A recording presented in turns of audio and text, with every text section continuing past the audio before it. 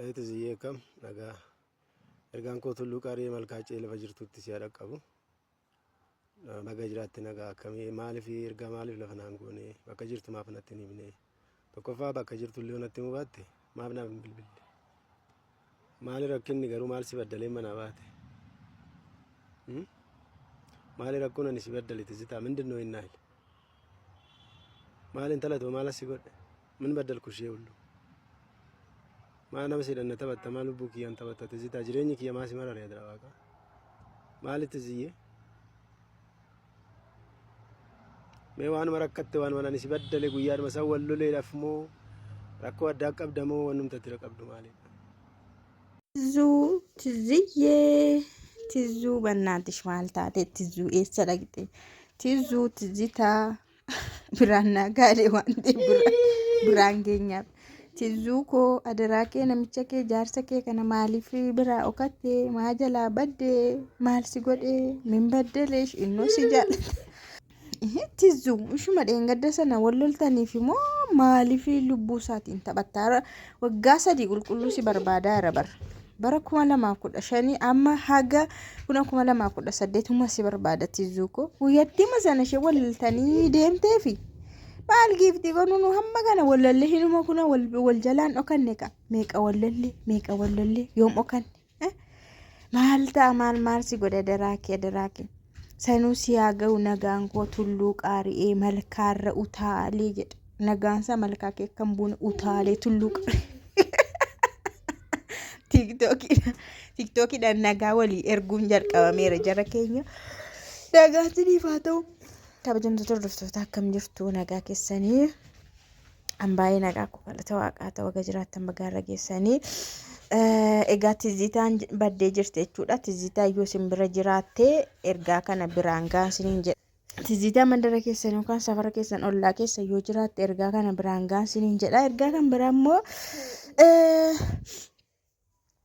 egaa jaalallee isaa ajjeesee siree masaa keessa dhoskee bade eenyutu jaalalleen isaa jechuudha jaalalleen shii poolisiin garuu poolisiin namicha kana qabde makkamta akka isheen qabde poolisii dubartiitidha diree dawaatidha kan taateen kun ta'ee isaaf jaalallee taateetu kan isheen immoo qabde jechuudha egaa oduulee babbareedduu kana lamaan isinitti hima yaa inni lammataa kun illee waan ajaa'ibadha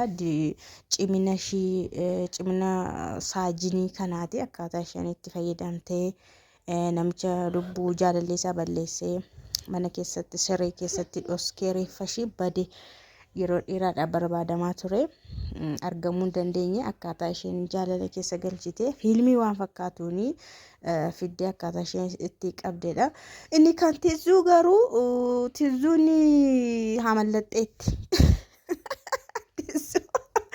tizuu jaarsi tizuu jechuudha tizuu barbaacha iddoon hin naqine jiru waggaa 3 guutuu iddoon kadhannaan kadhachiisiif hin jiru maaliif akka dhufte deebitee dhuftu kadhannaa iddoo meeqa iddoo hundumaa bakka magaala keessa charchii Finfinnee keessa charchii maqaan samaanii Arsii keessa jiru charchii Shaashamannee keessa bakka hundumaatti kadhachiisee mul'achuuf diddee itti dubbachuus diddee jirti garuu jechuudha jirti immoo itti dubbachuus itti mul'achuus hin diddee egaa namoota tokkoon kadhannaa naa godhaa jedhee jira jechuudha kadhannaa godhaa fi warri immoo mandara keessan keessa jirtu immoo as baasaa itti agarsiisaa tizuu jechuudha guyyaa tokko malee wallalee namni guyyatti masana tokko wallaleef nama jalaa hokata namni wal guggufataa wal reebaa wal tumaa wal caqacaqaa uuma walti deebi'ee haasaamni washaada maafii koyyeskidaa innaa gara qumna gara sasiireesii kanatti yeroo sinii deebi'u immoo namichi jechuudha namichi jaalalleessa lubbuu baasee mana keessatti lubbuu baasee sireedhuma keessatti ishee dhoskee badaa jechuudha ofiisaa dhokata achi buuteensa hin dhabamaa achi buuteensa yeroo dhabamu kuni nama kana erga dhimma kana sooshaal miidiyaarra argattee booda yaafannoo ishee ergatti fuftee erga sakatta'insa ishiitti fufteeti nama kana jechuudha akkamitti akka of harka galchitu akkamitti akka seera keessa galchitu akkamitti akka seera qabdu jaalallee isaa taate jechuudha. Bakka jaalalaan akka nama isa jaallateetti akkan as bahuuf jechuudha iddoo dhokate iddoo bade iddoo jiru akkan as bahuuf jaalallee isaa godha taateef jechuudha. Jaalallee isaa taateef faana haasoftii. Ji'ootaaf jechuudha faana haasoftee jechoota suuraa garaa suuraa ishii ergitii fi baqa jaalala keessa isa galchite qacam jaalala keessa isa galchitee baqa hin mo'atte jechuudha. Inni hin beeku inni akka ishiin saajinii taate hin beeku. Baqa namuma wayiitu na jaallatee baqa miidiyaama kanarraa na argatee bilbila koos argatee maaloo koos argatee na jaallatee na fanaasaadha kan nafse gadaayini dhiiga namaa harkatti lubbuu namaa baatee deemu. Achi isa booda guyyaan gahee gaafa wal arganii qaxaleen keessanii waannaa saajiniidha. Saajinii waannaadha jechuudha. Gaafa inni dhufu gaafa wal arganii qacam goonaan harka isaatti kaateenaa sinii keessika. Kiu jechuudha.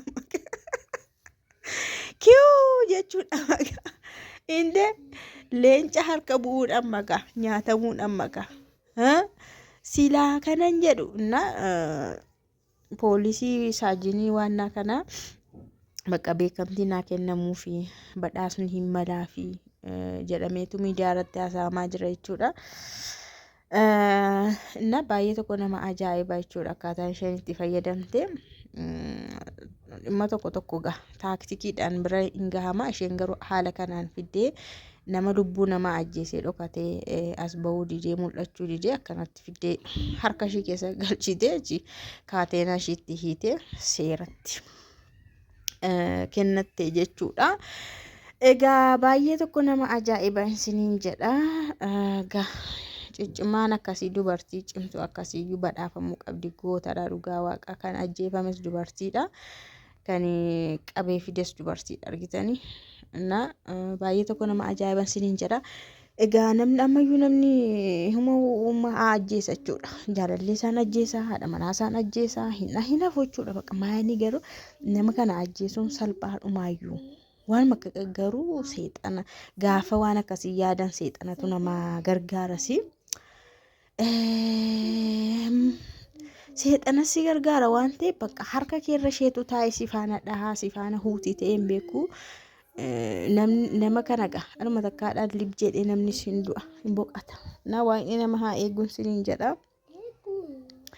Kanaafuu tizitaanis immoo baddee jirti jechuudha. Waan isheen baddeef garuu hin beeknu. Guyyaama tokko waddalanidha. Abbaa manaa ishii kana yookaan jaalallee ishees haa ta'u abbaa manaa ishees haa ta'u hin beeknu.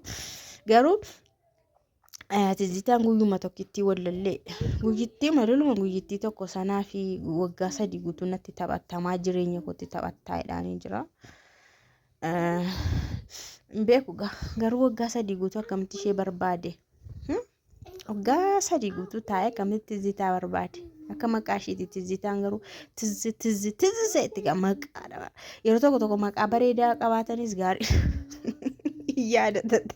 Tiziseetti tizita yaadannoodha bar maqaa ishii yaadannoo namicha akkamitti irraanfatama akka kanaa qabaattee sila hojii ishii yaadata laayifii isheen isa faan dabarsitee yaadata jaalalli isheen isaa kennite yaadata akkanatti ganamaan magalgalatoo yaadu waggaa 3 guutuu akkanumatti dulloome jechuudha namni kun bannaatti tizita moo achas bahi annu feen jira. Eessa jirta tizita as bahime sirbicha akkam ture nan sirbaa fedheen wallaaleeyyuuti.